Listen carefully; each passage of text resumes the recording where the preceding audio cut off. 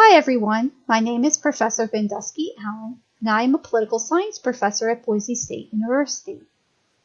As you have learned in your Political Science 101 course, the U.S. federal court system is divided between district courts, appeals courts, courts of special jurisdiction, and the Supreme Court. There are over 1,000 federal judges in the U.S. It is the President's responsibility to appoint judges, and the Senate's responsibility to confirm them. Given that judges' ideological views influence their opinions, and therefore influence the interpretation of the law and Constitution, Democrats obviously prefer more liberal judges, and Republicans prefer more conservative judges.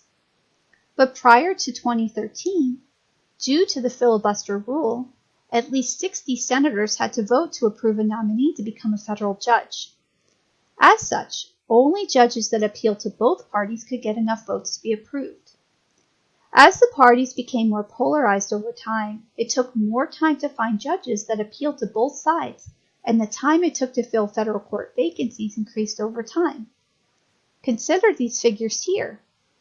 On the y-axis is the average number of days it took to appoint judges during previous presidential administrations, which are on the x-axis.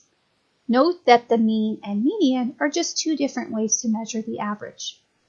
As you can see, over time, the amount of time it took to fill federal judge vacancies increased dramatically.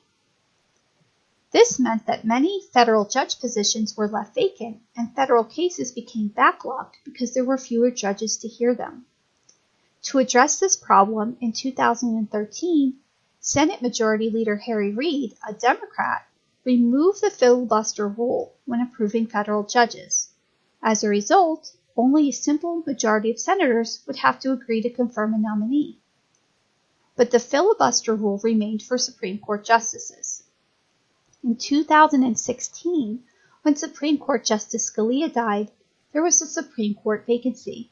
President Obama appointed Merrick Garland, but Senate Republicans argued that since it was an election year, they could not confirm the appointee, and they would wait until after the election to select a new Supreme Court justice. In 2017, after the election, President Donald Trump appointed Neil Gorsuch, and it was up to the Senate to confirm him. To ensure that Gorsuch was confirmed, Senate Majority Leader Mitch McConnell, a Republican, removed the filibuster rule, and now only a simple majority of senators have to agree to confirm a Supreme Court justice. As a result, Neil Gorsuch was confirmed as a Supreme Court justice.